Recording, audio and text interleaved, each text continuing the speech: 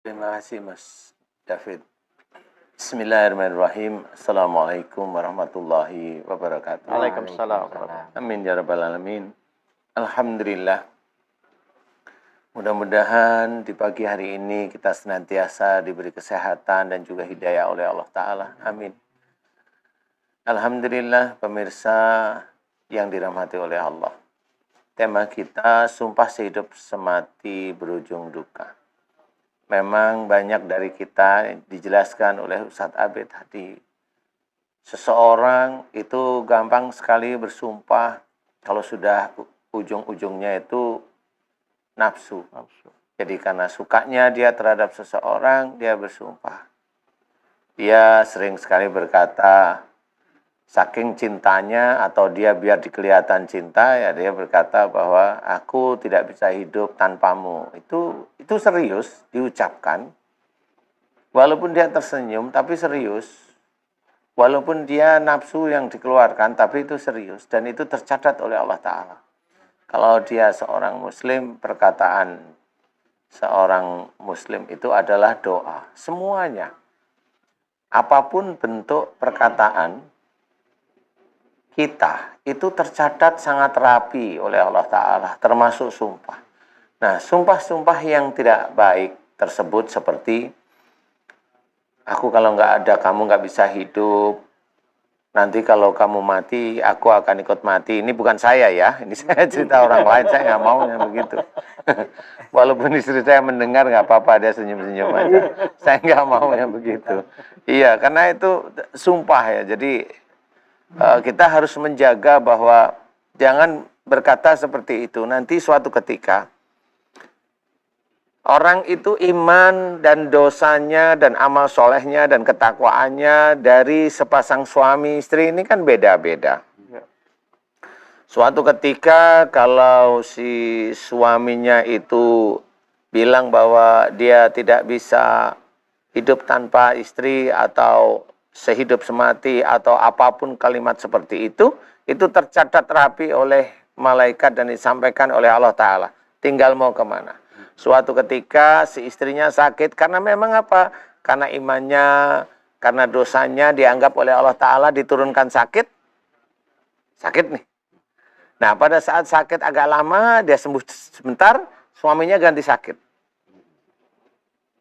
Nah, nanti kalau suaminya ganti sakit, nanti juga sama. Selesai, tapi ini belum bisa dia menyelesaikan masalahnya. Suatu ketika istrinya sakit lagi, nanti istrinya sakit bisa aja suaminya ikut sakit. Atau nanti gantian. Karena apa? Ini terus seperti itu sehingga dia lupa. Kenapa ya kalau istriku sakit, kenapa saya ikut sakit gitu. Dan itu terus menerus.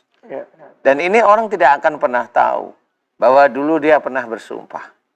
Seperti itu menjadi doa di hadapan Allah Ta'ala dan ini menjadi pengingat bahwa itu sebenarnya tidak boleh dikerjakan. Mohon ampunlah kepada Allah Ta'ala sebelum sesuatu terjadi yang memang orang muslim itu kadang-kadang tidak siap seperti kematian. Doa untuk kematian tidak boleh.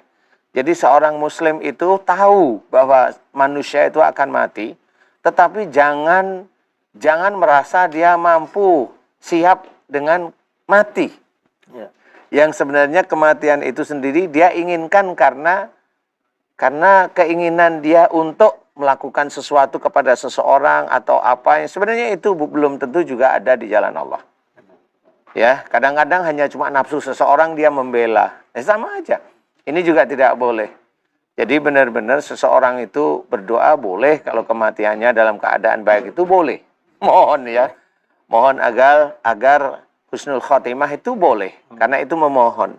Tetapi kalau keinginan kuat, saya ingin, umpamanya seseorang, bukan saya ya, seseorang itu menginginkan matinya dalam keadaan sujud, dalam keadaan dia sholat. Dia punya keinginan seperti itu. Bisa aja keinginan itu dikabulkan oleh Allah Ta'ala. Tapi dibalik keinginan setelah dia mati itu apa? Nggak taunya di rumah itu istrinya itu bawel. Jadi dia lebih senang di masjid daripada di rumah, sehingga dia punya cita-cita meninggalnya dia dalam sholat atau di masjid atau bagaimana. Nah, ini juga nggak bisa dikatakan itu bahwa meninggalnya itu syahid juga, tidak bisa dikatakan seperti itu. Kalau meninggalnya dalam keadaan baik, iya. baik ya. Tapi kalau saya tidak, nggak taunya, pada saat dia meninggalnya memang kelihatan baik. Tetapi PR di rumah, dia tidak mampu menjaga istrinya agar istiqomah di jalan Allah. Nah, ini PR-nya. Sehingga seseorang tersebut tetap akan ada beban dari ku anfusakum wa alikum naro. Ini harus hati-hati karena memang itu harus kita kerjakan. Jadi bukan hanya sekedar keinginan seseorang bersumpah, tapi kita harus paham bahwa kalimat-kalimat yang keluar dari lisan ini, mau kita itu bersumpah, mau kita memfitnah, semua akan berujung pada catatan kita. Kalau kita bisa mengatakan sesuatu kebaikan, dan kebaikan sebelum kita katakan kita sudah kerjakan, insya Allah itu akan berpahala di hadapan Allah Ta'ala. Dan kalau kita senantiasa berbicara yang tidak pernah manfaat, tidak manfaat, atau bermasalah terus-menerus, itu akan menjadi dampak nanti seseorang tersebut akan bertanggung jawab di akhirat, yaitu masuk neraka. Mudah-mudahan ini bisa menjadi gambaran. Wallahu a'lam. Baik, alhamdulillah. Terima kasih banyak, Ustaz.